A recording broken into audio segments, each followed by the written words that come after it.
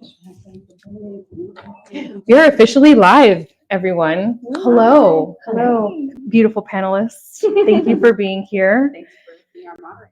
Yeah, thanks for the invitation. It was very, very well received. I felt touched by that. So good morning or good afternoon. I don't know what time it is where you are. Welcome to this panel, Finding Eden. My name is Shakti, and I'm going to be the moderator for this event. Our beautiful panelists are here, and also Ella, who is joining us from afar.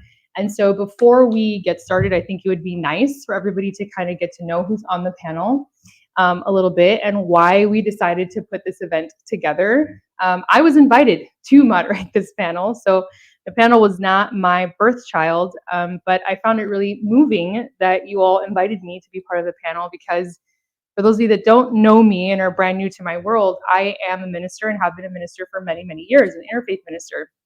And a lot of my work around spirituality and faith has really been about fixing this gap that seems to exist in faith and institutionalized practice of faith is what I will call religion. Yeah. And really being an advocate for spiritual sovereignty and what does it mean to be spiritually sovereign. So I thought it was really attuned that I got the invitation to serve as a moderator of this panel.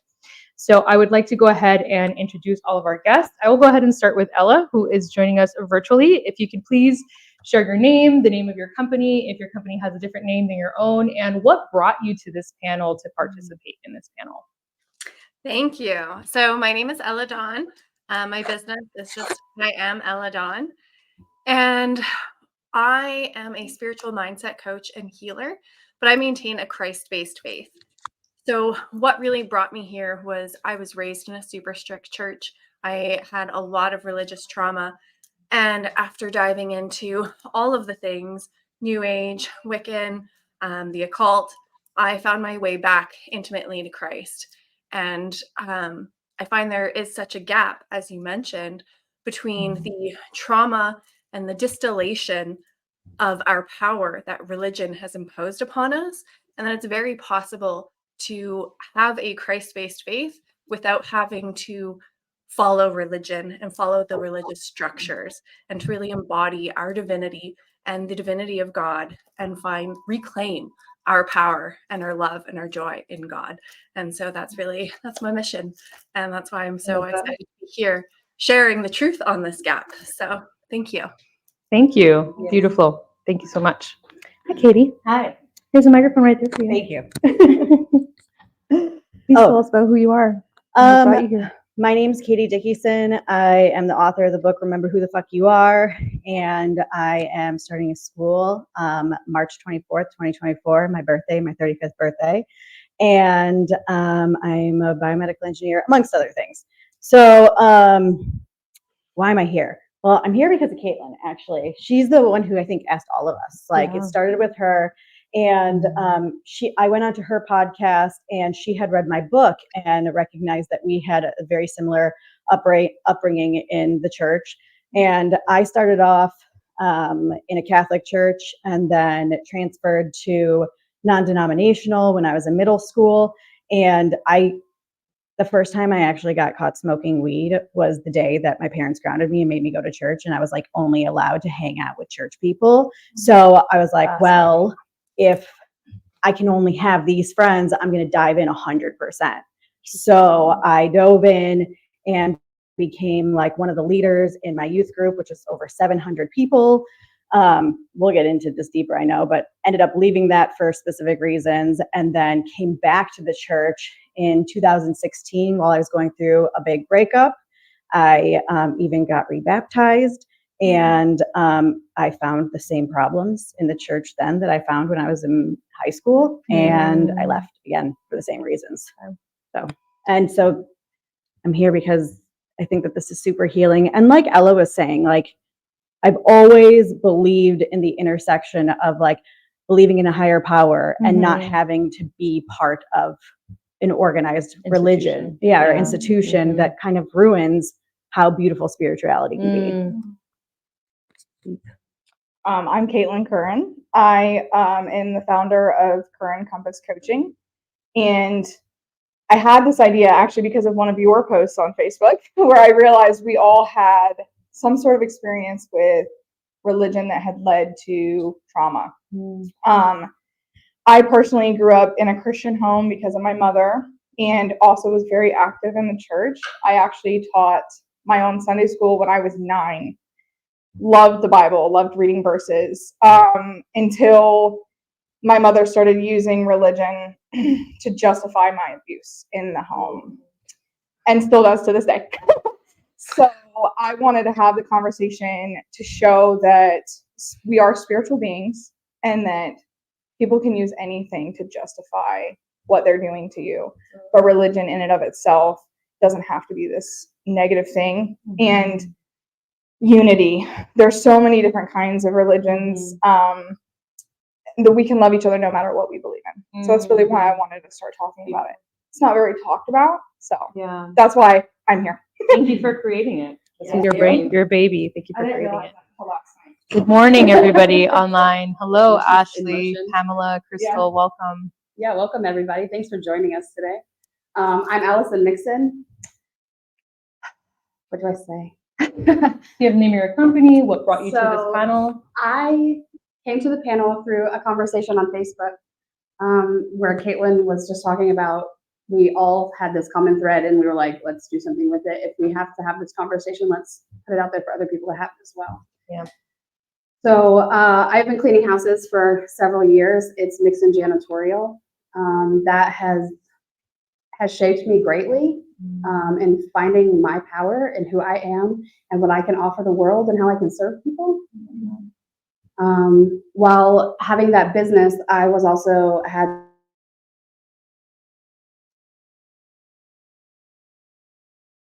and as I'm raising Black children in America as a white woman, I've had to decolonize a lot of my life. I had left the church long before I started the decolonization process,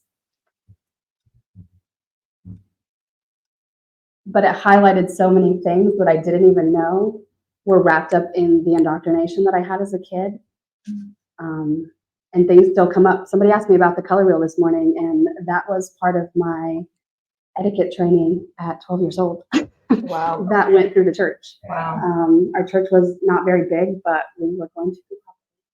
Wait, what's the color? How do you trust? Like what colors you wear to. Oh, Show your yeah, there's a whole, that's like a whole business though. That's a whole concept, right? But it also can get used against you. I think one thing we're going to discover in this conversation is how many things can be used against you, like colors, which just exist, right? But they can also be a weapon, apparently. Like, little did we know that could be one. Make you look really great or make you not look really great. And we will judge you for it. Oh, the judge. Thank you. Thank you all for being here and for sharing your stories. Thank you all who are joining us online. I am popping in and out to see your names. Hi, Summer. Good morning. Thank you for joining us. So I think actually we covered the first couple questions we were going to talk about, which is like denominations, like what are our backgrounds? Most of us, I think we share a pretty similar background. I was raised Catholic, so that was my background. You know, tons of the guilt. That was how I was raised. We're gonna guilt you into any, you know. So I also happen to be a human design specialist. Interestingly enough, I'm not built for guilt at all. So for me, I don't have that in my design whatsoever, the ability to absorb guilt, which was a fascinating discovery, which is why I think it didn't harm me to the degree that it could harm other people. And this is a really interesting note, right? Because so many people watching this will be like, well, I was raised like that and I didn't have any of the trauma or the experience. It's like, because you weren't built for it. You weren't sensitive to it. You weren't attuned to it. So that's why it didn't affect you the same way. And that's a really big part of this conversation.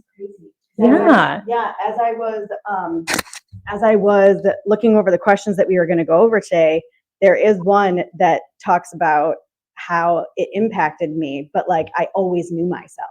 So even in the pain and even in the things that were happening, I was like, this isn't right. Like there was no part, because I was like, I look at other people and I'm like really grateful that I am the person that I am, because it's so easy to be like, I'm just going to fall into this. Right. That's a really good point. I just wanted to introduce that because I think that's important to note as well. Some of us, while we all had pretty similar upbringings, it didn't necessarily affect us the same way. And that's important, you know, to validate everyone's experience. Just because you were not so severely impacted by this doesn't mean another person didn't have a really negative experience of the same thing. I think that's really important. That was Um, definitely So something that one of the first questions we have here is, how did your family get into the church? Like, how did y'all be part of the denomination that you were a part of? Everybody doesn't have to answer this question, but if someone wants to answer this question, they think it would be valuable to answer. I was waiting to see if Ella wanted Ella? to answer. Yeah, I was going to mention just something regarding the Oh no, wait, guilt. your sound Uh-oh. was off. Can everybody hear Ella? Can everybody hear Ella? Because we can't hear you all of a sudden. Your volume Can you hear went me? out. Is it working? She's not frozen, but for No. some reason her audio is not on. Oh, you can hear her? We just can't. Okay, we just can't. Great. Okay. Go ahead, Ella. You can share your story. That's Okay. all right. Your story's for everybody else. That's who it's for. So I was going to mention something regarding the guilt aspect because I grew up in a really strict church. It was a mix of Jehovah's Witness and Seventh-day Adventist kind of style. There was a lot of really strict rules, but they did not believe in our supernatural gifts. And so being gifted at a very young age, I had a lot of that guilt concept because I couldn't actually be who I wanted to be. And I couldn't actually use the gifts that God had given me, and I had to hide it. And so that really resulted in a ton of shame and a ton of guilt. So it was a lifelong process learning to embrace who I was and to be my authentic self. So that was definitely a huge part of what I went through. But it's interesting to see that not everyone thinks that way either. So yeah, you guys can go ahead. Okay, we're seeing some comments rolling in on your share. Ella Summer said she is a 4th generation SDA. Definitely a cult is what she shared on the screen. I wish we could hear. I know. I'm really sad we cannot hear your story Yeah, right what now. is I'm having a that? moment about it. So we're gonna keep answering questions, but if you could mess around with your audio and see what's happening, 'cause Yeah. I'm sad inside now Yeah. with this experience. Did It was this so work? good. I know you mentioned the cult, and I'm like, oh man, what's Here's happening? your content. Here's Anybody else want to share about denominational practices, like how their family got in? Here's my I'll share how we got involved. I'm sure my family had been to church and done other things previously, but when I was 5, my aunt passed away, and I had a cousin that was her jump point to get my mom to come to church. And Okay. so we went for an Easter Sunday play, which was very well done. From the view of a 5-year-old, it was very realistic. As he brought his cross down the aisleway there, and we went on with our day. And that was my introduction to church. Like, this is Whoa. going to be a production. Yeah. Okay. And so it was. All right. I think a lot of people families find their way to church when they're hurting. I think it's probably a very common story, which for me, as a minister, makes the trauma worse. Like, Yes. here you have people who are really suffering, who really need, and they're looking for source. Yes. And then to prey upon those people. Whew, And not everybody is the same space. exactly. That's really hard for me to accept personally. I was just going to share, it was my mother, never my father, who got us into the church. And similar to what's being shared, she recommitted her life to Christ because of her own personal traumas. She felt like there would be community and healing there. And then so what she told herself about her own trauma is what she told me about mine. It was God's plan. Okay. Yeah. Exactly. So she Okay. went in, I think, with good intentions in Okay. the sense of looking for healing. Just didn't go. Okay. Yeah, All right. I agree. Mm. Yeah. The intention versus the impact. Yeah, that was a big thing of what we were talking about. Like, Mhm. what is the intention versus the outcome of this experience? Yeah. Can you guys hear me Checking now? in with you, Ella. You're still. Let me see if I can mute you and then unmute you. Can you hear me now? On and off. You can kind of hear me? No, we No? still cannot hear you. No! Ella, if you could maybe, Pamela also recommended maybe exiting and re-entering the room with Yeah. the same guest link. That might actually fix the problem. I'm going to try that. Just Okay, give her a I'll be second right to back. do that. Yeah, thank you so much. You guys are really helpful in the chat. We're trying so hard over here. If my husband wasn't working. All right. So I really like this question. I want to talk about it. And eventually I want to get to where we are now, right? Like where everyone is now and where you found your way. But until Ella gets back, I think it would be really powerful to hear about what was your first moment when you were like, something's going wrong. This is not it. This is not it. Right. How old were you, first of all? Because I have a story. I don't have very many, but I do have this moment. Yeah. That was very You clear wanna cut in my start? mind. But I don't like it. Yeah, like how old are you? How old were you and what happened? I have a few big red flag moments that come to mind. This first one is ridiculous, but like at the same time, it was just me recognizing relationships at a very young age. We were still going to Catholic church, and I was getting ready for my communion. Was it my communion? You're like 8 when you do communion. You're tiny. Yeah, I think it was communion because it was before. Yes, definitely communion. So I would go to the communion classes after school, and there were these two girls that were in my same class with me, and they were not nice to me. Like they were not friendly with me at all, except for if I had food with me. And so they would like be nice to, which like this is not church related at all, but it was like I paired that with that. Like I was like, these mean girls existed, and like I wanted so badly to be a part of a group, because also in my like outward life it was kind of the same way.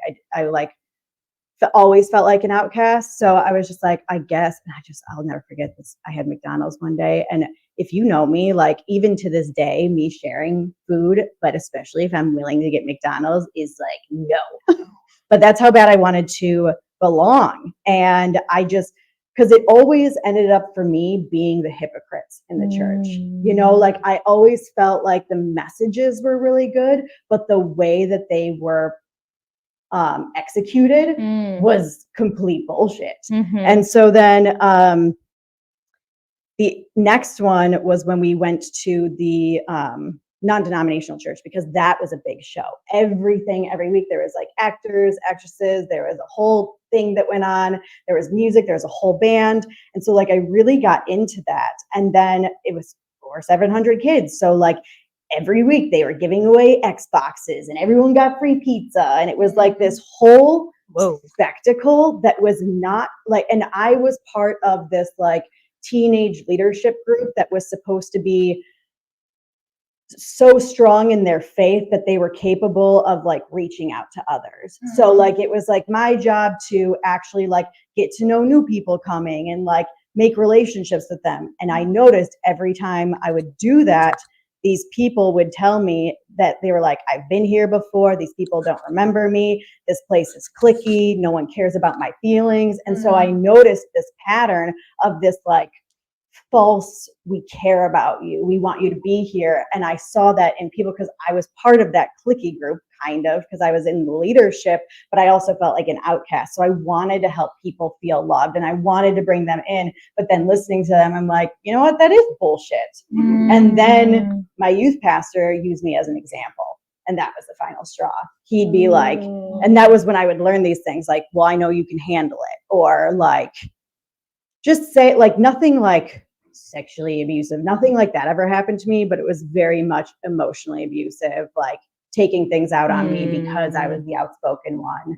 And then when I left the church the next time, when I was in my late 20s, all of a sudden those repeated behaviors were happening, where I was like, you can do shitty things and still be a Christian, you can still be a religious person, but what I noticed is people would hide behind the image of going to church as a thing, like, I wouldn't possibly do that, I couldn't possibly lie, I couldn't possibly cheat on my husband, like all these crazy things that it's like, you're still human, man.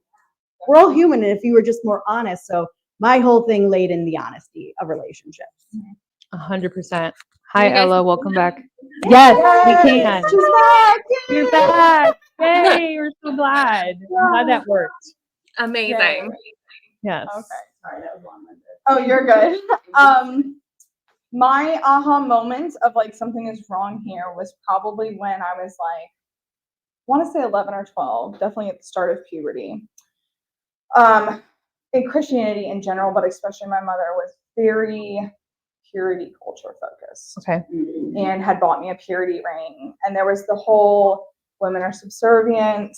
But she really pushed it to the extreme of like, we are subservient because we are less than. We are Okay. not as great. And that just, my little feminist heart did not Could like it.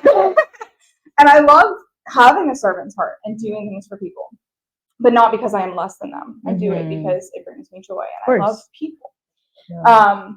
And as as it started to bother me more, I would pretend to be sick and not want to go to church. And I'd lay in bed.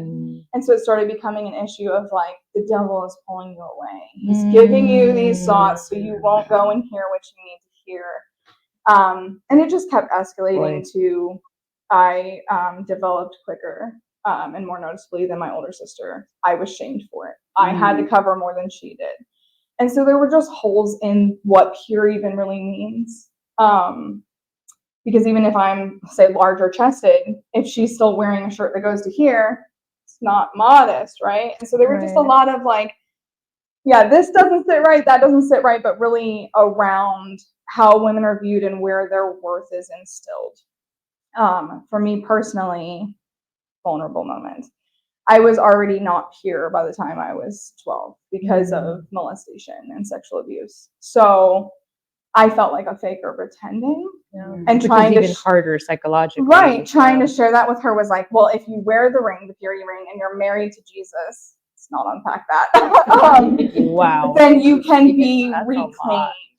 Yeah. And so that was like something's not right here. Maybe it's not all religion or even really this religion here, but it's this church and what they're teaching, and I'm not okay with that. Yeah. So that was a lot of pressure, I think we really need to understand that these sort of really big religious concepts on children and understanding psychological development, like there's a big gap here. There's a huge gap of understanding, and just the pressure alone can be so harmful. very. So I think that's massive. Thank you for sharing that. I didn't just grow up in the church. I grew up in the Bible Belt. In Tennessee, church is everywhere. It's at the beginning of a basketball game. They're going to pray. It's let's lift somebody up. Let's put this on a prayer chain. It's so woven into everywhere you go that there's a lady at the grocery store parking lot that says, "Can I get your prayer requests so I can pray for you?" No, ma'am, you can't. I have groceries and kids and no. Thank you. I appreciate that. This is a perfect example of how you do that. Yeah. You did a good job. You did a good You job. can say no, thank you. I have other things that I'm doing currently, and if you'd like to pray for me, feel free to do that on your own. I'm not participating. Yeah, you're not getting my needs out of me. Thank you. Yeah. My first time going, wait a minute, isn't okay, was one of our pastors of our church was supposed to be doing marriage counseling for a couple that went to our church. And it came out that he was not counseling the woman when they were having their individual sessions. Oh boy. And so he left his wife for this other woman. So it wasn't a bringing a family together and keeping his family whole and keeping his position in the church. It was now we have this scandal among us and we have to dissect it. And what are the bylaws of the church? And that was the first time that I realized that churches operated under their own government, their literally. own government, their Literally. own rules, Yes. their own. Yes. This is how we will do it for this particular building. Yes. And if we choose to not participate in the rules that we've already laid out, that's fine because we made them. We get to them. They did end up having him not continue as the pastor, but the next one that came in ended up embezzling from the church. He had nice fine art as I went to babysit for him. And the artist in me was like, I do not sell that at Walmart on Clinton Highway. They just don't. Yeah.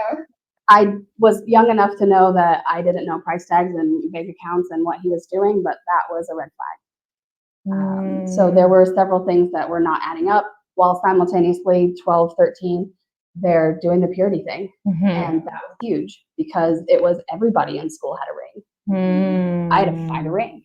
Yeah. Because it wasn't my church that was doing it. Yeah.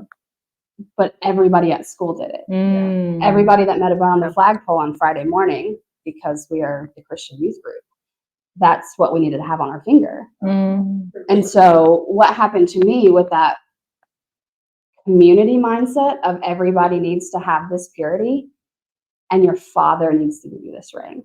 Dad didn't give me the ring. Like, was I out? And I also had these impure thoughts about my own person and what I wanted to do with my own body. Mhm. But that was sin. Mm. I didn't even unpack this until I was listening to a podcast cleaning a house about 3 years ago. I had a 13-year-old at the time. And I just bawled in this kitchen of these people I did not know. Thank God they weren't home. I just lost it. And I was like, oh my gosh, I have to call my husband. So I did. And he was like, I don't understand. And I was like, but we have to tell her that she can have her body and it's hers and it's not a sin and she can do this. Because I didn't even know that I was putting that on her. And I immediately went home after school and had this conversation with her. Like, please respect yourself. Start with you. Yes. You have power. Sovereignty. You can go to somebody else and you can share your power or not share your power. Not share your power. Mm-hmm. But do not let an organization tell you how to operate your body. That's so powerful. This is a really big conversation. I'm, online they're saying it's all about power and control, and it's true. Yeah. And again, I'm bringing back human design. A big tenet of this work that I do is inner authority. What does it mean to have an inner authority? What does it mean to follow your inner authority, which you spoke really beautifully to, versus outer, right? And so a big thing that I spend a lot of time teaching people is how to honor that inner authority and not drown it out with outer authority things, because that's a huge problem that we have in this example, but in the world, period. Everyone's trying to be your outer authority. And if you know who you are and you know how to listen to that, no one can be. And so that's why there's such a push for not that. For not these conversations, right? I want to hear Ella's story of her red flag. I think everybody should share this story. I do have a brief one that stuck out to me that I would like to contribute, even though I'm not a panelist. I think this is a valuable moment. Oh, you're going to speak. You were So a minister, was it? I am a minister, yeah. So I was like probably 10 or 11, similar ages, to all of us having kind of these moments. My mom was a devout Catholic, really devoted to the church. I went to church because of her. My dad was a Jehovah's Witness. Nobody knew that until we became adults, but it suddenly made sense why he never went to church with us.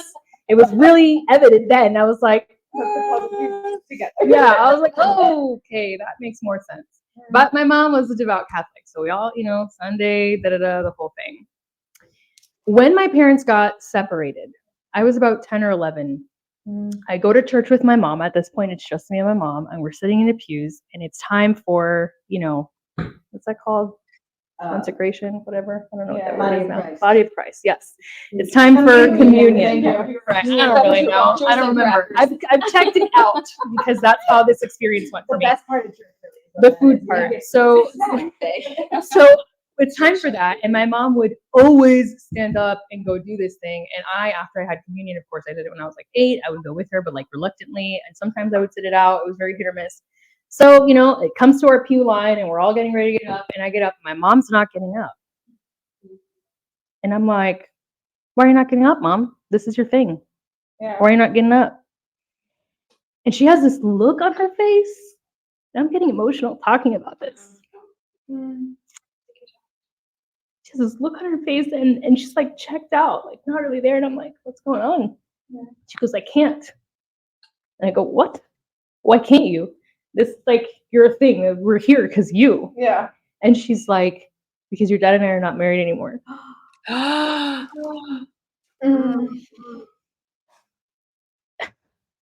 That moment broke everything. I said, not only will I not accept this, I will never step foot in this church again. And I never did. Ever again. Wow. Because I could not believe something that my mom held so close to her heart. It was like her saving place. We were there because she needed to be there that day. Yeah. And in that moment, everybody else was standing up and she wasn't, because she had that red letter on her. Yeah. That was big. Yeah. That was big. I was like, Definitely an aha moment. we're done. That was my moment.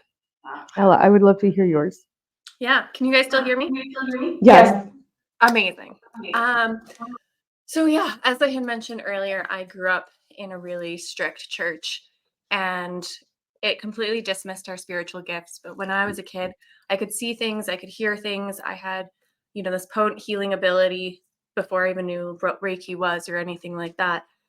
But I had to always keep it hidden because I knew if I shared with anyone, even with my own parents, that I'd be in an insane asylum because that stuff wasn't done in the church. And I was born into the church. My parents were already in the religion when I was born. And it was like, can't dye your hair, can't have tattoos, can't wear skirts above the knee. Like the Saturday, Friday sunset to Saturday sunset was the Sabbath. Couldn't go watch movies or do anything like that. So I never felt like I belonged in that church. But when I left, all of the friends that I grew up with would literally hang up the phone on me. And it was just no, if you're not in this religion, you can't talk to her anymore. And so to me, I was like, hey, if the Bible says Jesus is love, then, and this is how these people who believe in Jesus are acting, Jesus can't be real. This has to be, right? And so that was the belief I imposed upon myself when I was 13. And then when I was about 26 or so, I had met a friend who was attending a church, and I was like, oh, I know all about the Bible. I've read the Bible so many times. I know all the Bible stories, but my two kids, who were 6 and 8 at the time, don't even know who Jesus is. And it's really weird to me that they don't even know who Jesus is. And I want to at least give them the knowledge so they can have the power to make the choice for themselves. But so I started going to church, and I had been attending the church for 2 months, and I was kind of just whatever, I'm just here for my children. Didn't believe in any of it because I was hell-bent on the fact that Jesus and God were just a farce and that this was just a committed religion to control the people. And then all of a sudden I had this intimate moment where there was the pastor had asked, who do you need to forgive? Because you need to have forgiveness in your heart in order for God to reach out to you. And all of a sudden I had this out of body vision moment where I met with Jesus. And he showed me so many times in my life I should have died and that he protected me. But he was like, I haven't been able to fully protect you because you haven't asked for my help. And I was just my immediate, I came back and someone came over and they tapped my shoulder and they're like, I just felt I had to come over and see you because I looked over at you and I saw an angel standing over you. I was like, what just happened?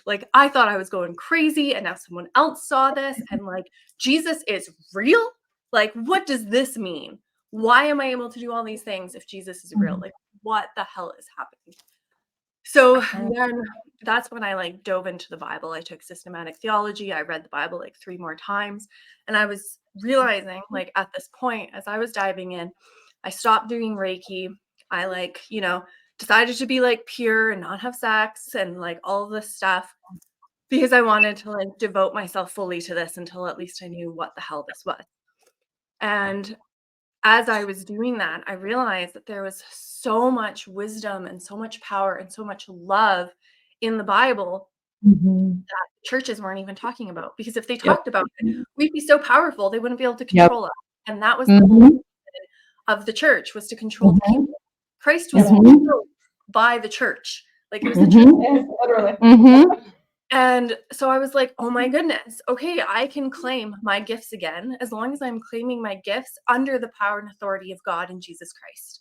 And so I started doing that. But the bigger aha moment came when the pastor came to me one day and she was like, I had a message from God and I see you're at a crossroads. And if you go down the path you're on, you're going to be doomed for eternity. And I was just like, are you kidding me? Judgment. I'm like, when I was at some of my lowest moments, you were on that stage preaching how you need to be there for the people, and you knew what I was going through, but yet you never reached out to me then. But now that I'm embodying this and I'm claiming this power, you're trying to stop. This is not it. And that's why one of my missions is yes, Jesus, God, Holy Spirit. But it's not about judgment. It's not about control. We are made in the divine image of God, and we don't know what God looks like It doesn't say what he looks like. The image of God is our power, our sovereignty, our authority. It says even in the Bible, like, these miracles that I have done and greater you will do. And it's resurrecting people. Come on. Like, and we're supposed to do greater things. So why do we think it's okay to go to church and that's it, that's all, judging people, hating on people, and praise the Lord? Like, no, it does not work. Yeah. That is not, like, it's over. It's time for that to be over. And to stop, Amen. thinking we can't accept Jesus because we hate religion. Like, there is an in between. And yeah.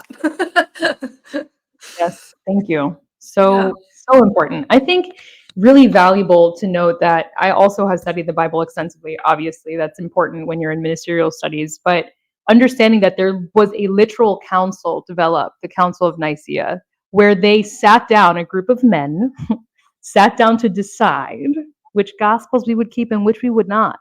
Yeah. Because they didn't all serve the purpose that they wanted, which was to direct people in a specific way, right? So if anything, which many of the removed gospels, which you can find online now, they're all available now, thank goodness.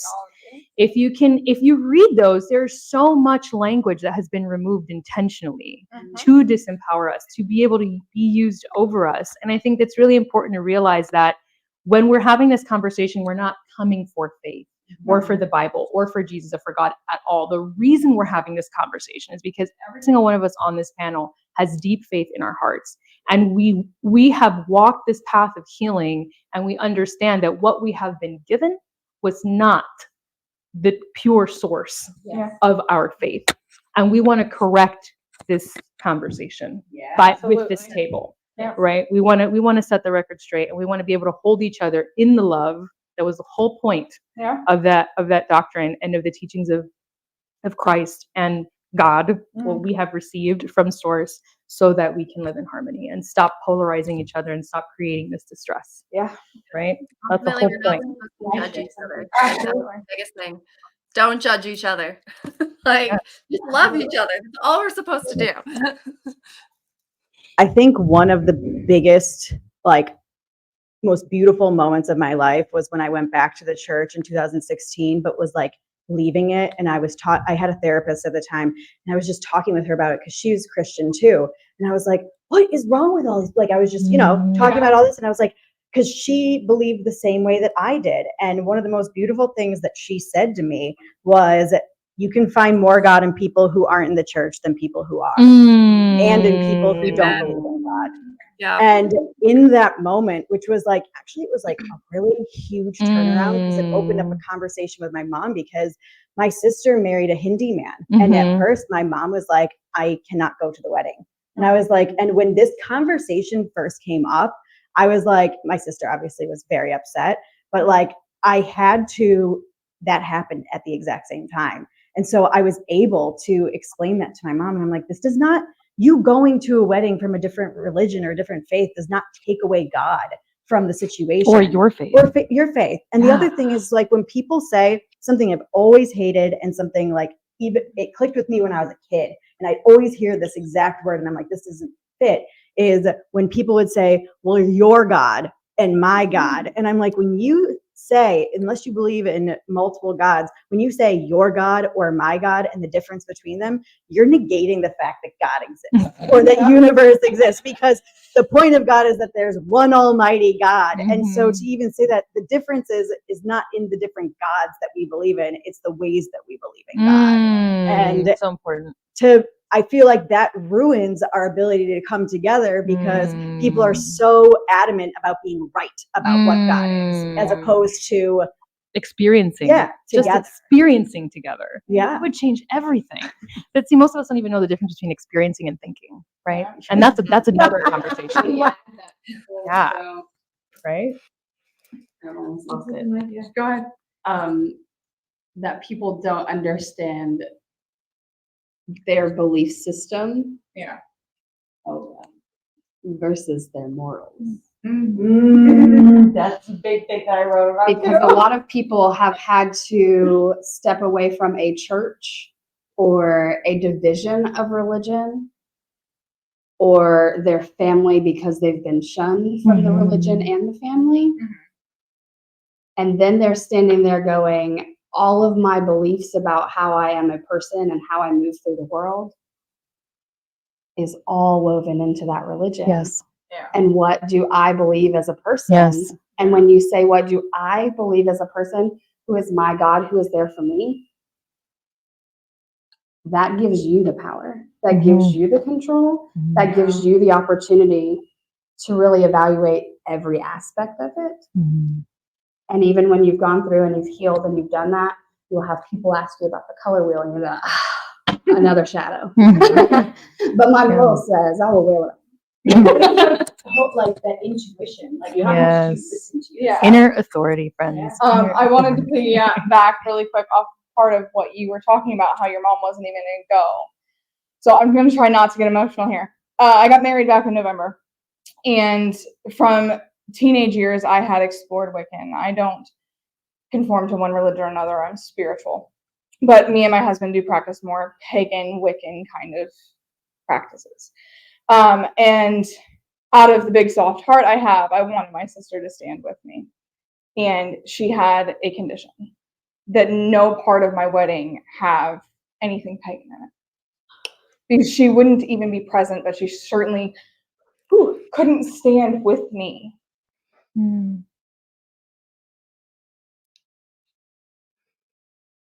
But I believe in my unity with my husband doesn't negate your beliefs.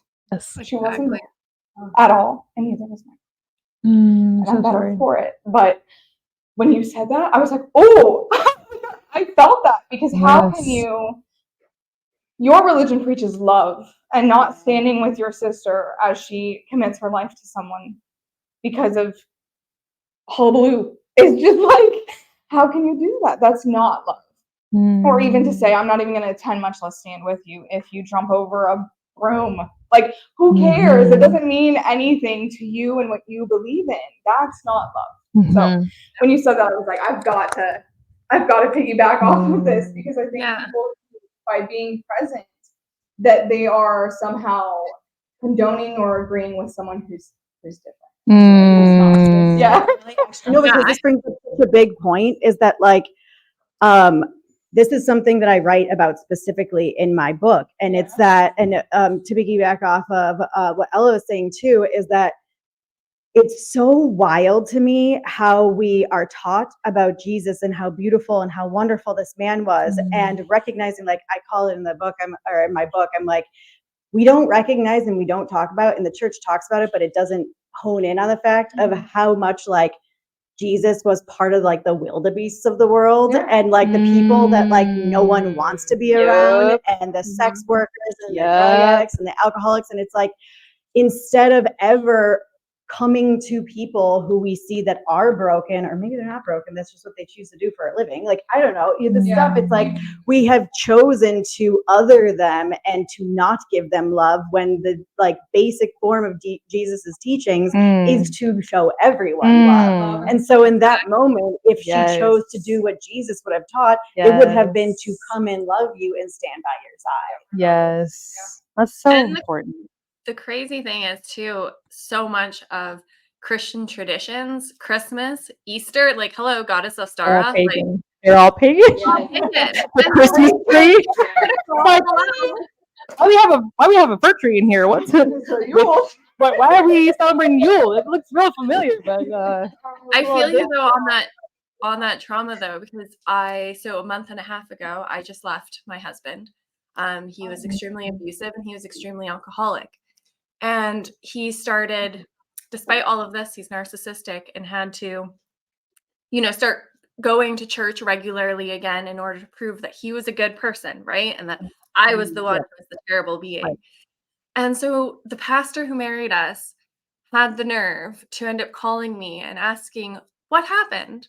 And after I shared with him that he was an alcoholic and that had escalated into severe emotional and psychological abuse, he had the gall to say, well, is the reconciliation possible? No. Like, I'm sorry, sir. I'm me. sorry, Like, sir. What? no, like the Bible even states we're not supposed to hang out with like the drunkards and like with these things.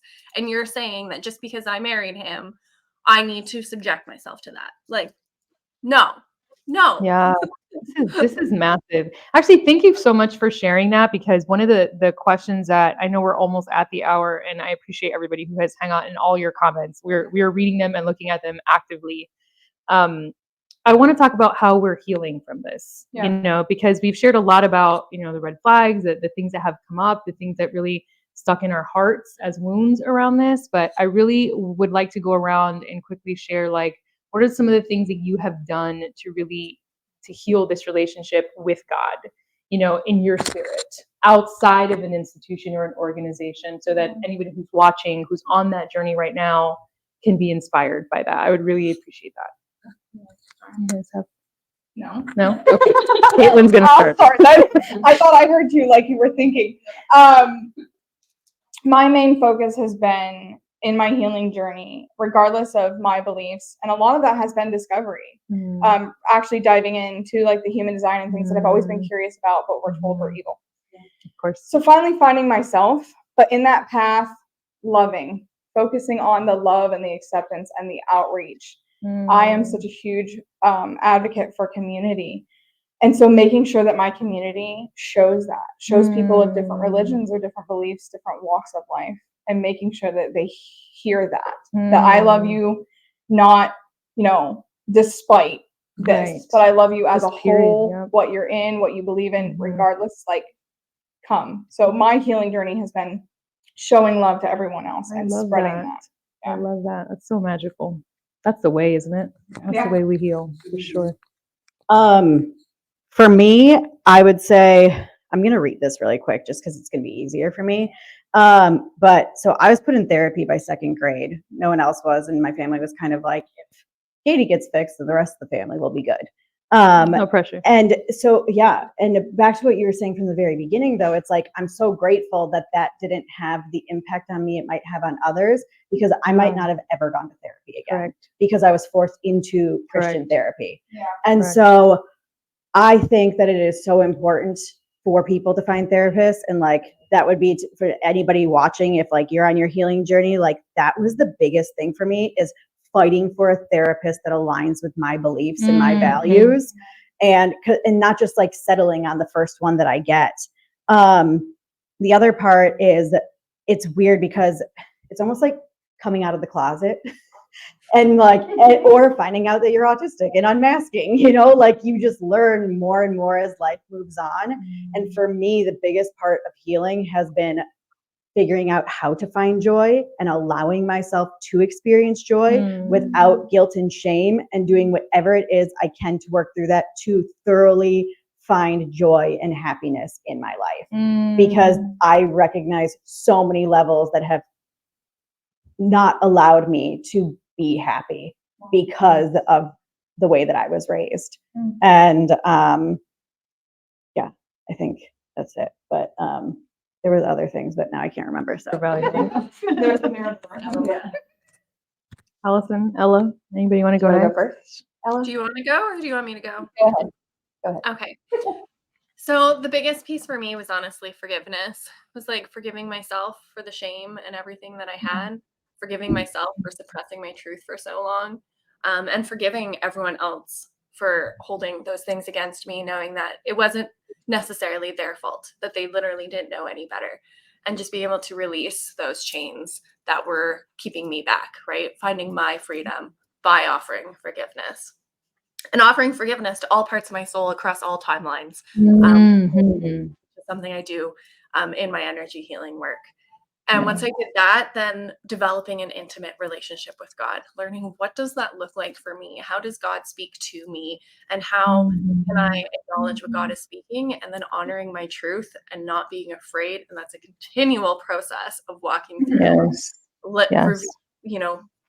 going through those layers of, okay, I'm scared again. How do I speak this, right? God, how can I speak your truth? How can I allow you to speak through me in these situations? And just continually doing that, and continually walking through that has been so healing for me, and discovering what God is for me and discovering what the Bible actually says about God has been so powerful. Knowledge is power. We just need the right knowledge. Amen. Yeah. My turn. It is. I'll go back to decolonization. Doing that work, it takes it from every aspect of life. The way you buy things, the way you talk to people. When you walk into the space knowing that you're a white person and you have privilege, then you have to accept that other people have a very different reality than you do. And that's okay. Sometimes you will be there to help them, and sometimes they will be there to help you. And knowing that sovereignty, that following my gut, following my intuition, figuring out what made me happy, what felt like a moral compass for myself to navigate the world, knowing that I could love on people and I could serve people the same way Caitlin had said that she continues to serve others. I am a servant at heart, and I will always show up for the people. And from a very young age, I was always taking care of the ones that were less than, that the church saw that they needed some extra help, and that we could go in as the savior aspect, and we could build them up and tell our story about how we did that. You don't have to tell the story. You can just show up to the people and meet them where they are and listen to their story. And that heals you, because when you give them space, then they give you space. And holding that space to just be who I am first and start with myself has rippled into all of the other relationships. And it's actually provided me enough strength in myself to know that I could leave a state with no family and no friends and come to a new city with my husband. When I came here, I do live beside a church. Of course you do. Why wouldn't you? They are still everywhere. Yeah. But the community here is so rich that if people are hungry, they do not go to a church to eat. If people need clothes, they do not get clothed by the church. If people need whatever in this community, This is a special one. It's true. there's a whole organization with zero affiliation, with zero Ties. pamphlets. Ties to that pamphlets. tell you that Jesus is coming. Yeah. And that's very serious, but it will also warp the minds of the children that he Yeah. could possibly come. Yeah. And to know that I'm okay as me. I can start with me, and then I can reach out to you, and when you're okay as you, and you're okay as you, and you're okay as you, we can come together with Ella in another country, and we can rise together. And we can have this conversation, and people can heal collectively. Yeah. So good. In harmony. That was really good. Yes. She has a way with words. Yeah. I will just touch on my own healing journey with spirituality, really, especially because I decided to step on this path of being an interfaith minister and having to really look at what does it mean to serve interfaith? What does it mean to serve every faith? Yeah. And how do I show up as that person that serves all these faiths, right? And it started with the recognition that prayer was a two-way street, not a one-way street. Yes. So many of us pray one way. We pray, Jesus, please, God, please, and usually only when we're in trouble, right? And then it started with understanding prayer was also about my receptivity, my surrender, my ability to receive what I had prayed for, my ability to be able to sit in silence and receive. For me, Jesus is a master teacher. Receive him and say, teach me, show me. I am stuck here. Show me. Yeah. You show me. I don't want anybody else to tell me what you showed. I want you to show me. And for me to be able to get into enough of a receptive and surrendered state to receive that, and then really walk that, with faith. So understanding the dynamic of prayer, what prayer actually is, how prayer really works, changed my life. And it gave me the experiences that Ella had. I've had very similar experiences because of that level of surrender and being able to go to that place. And as I started to learn directly from God, from source, I began to really see what was going on and how to hold space for all people, you know, in that place. So I hope that everybody who's listening really listens to that concept of prayer being a two-way situation, not a one-way situation. Because I think it'll change your life, just understanding that prayer is this dynamic between us and God, and it really requires us to then be able to still enough to receive what God has for us. Can I ask you a question, Shakti? Yeah. Okay. Yeah. What would you say to someone who has, because I think that this is so traumatizing to people when they leave the church, right? Mm-hmm. And then they still feel this, okay, it's me, right? Where like I have this feeling where people will ask me my religion and I'm just like, I don't want to say Christian anymore. But then if I say I'm not Christian anymore, all of a sudden that like takes over my body. And it's like, but I do believe in the way that the Christian church should be doing things, not the way that they are doing things.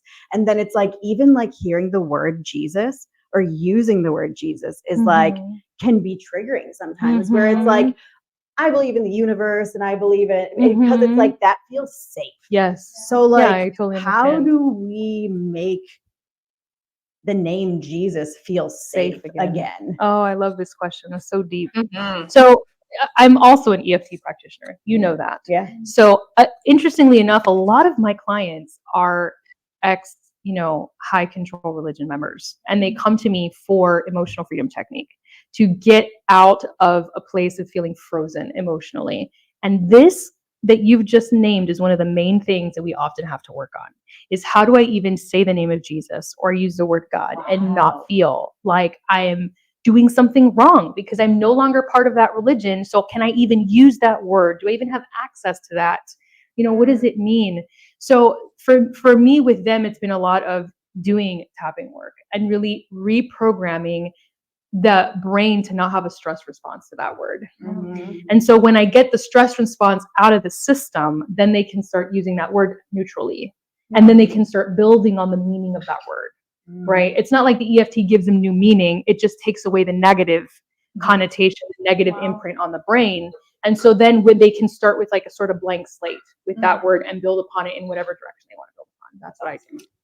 Can I share quickly as well? Yeah. That's definitely one of the biggest things I work on with my spiritual mindset coaching and with my energy healing is releasing the negative energetic vibrations to that word. And I myself have walked that path of wrestling. I'm not a Christian.